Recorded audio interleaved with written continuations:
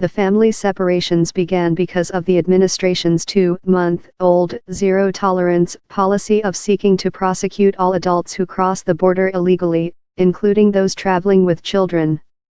But Trump backtracked last Wednesday amid mounting global outrage, including images of children in cages. The Republican president's order ending the family separations did not explain how his aggressive immigration policies could be adjusted to keep families intact, house them and assess their legal status. Although the administration has said the zero-tolerance policy remains in place, officials said on Monday that parents who crossed illegally with their children would not face prosecution, for the time being, because the government was running short of space to house them. Before Trump issued his order last week, more than 2,300 children had been separated from their parents under his policy.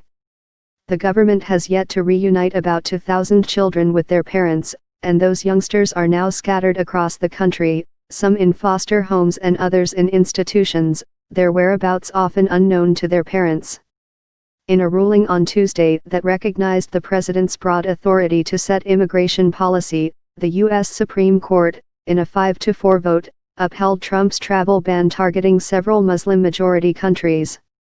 Congress divided. No prompt action on dealing with the border seemed forthcoming from the Republican-controlled Congress, which remained deeply divided on the issue.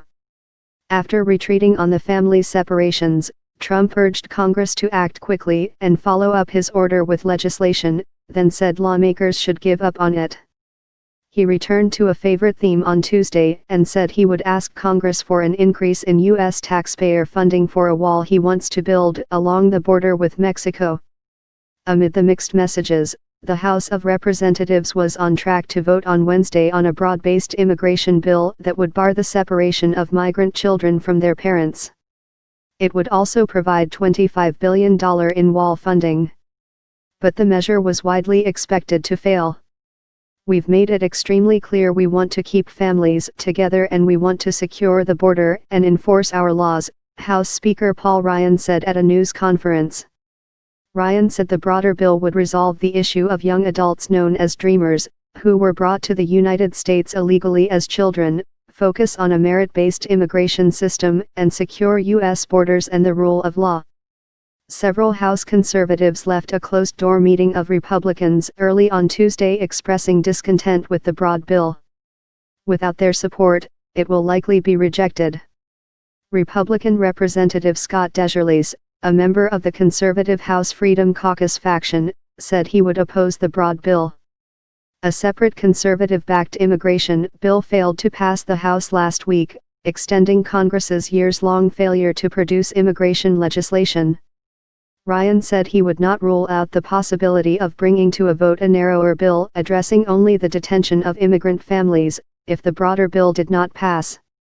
Humanitarian standards Republican Senate Majority Leader Mitch McConnell said on Tuesday he would like to see the Senate unanimously pass legislation to prevent family separations.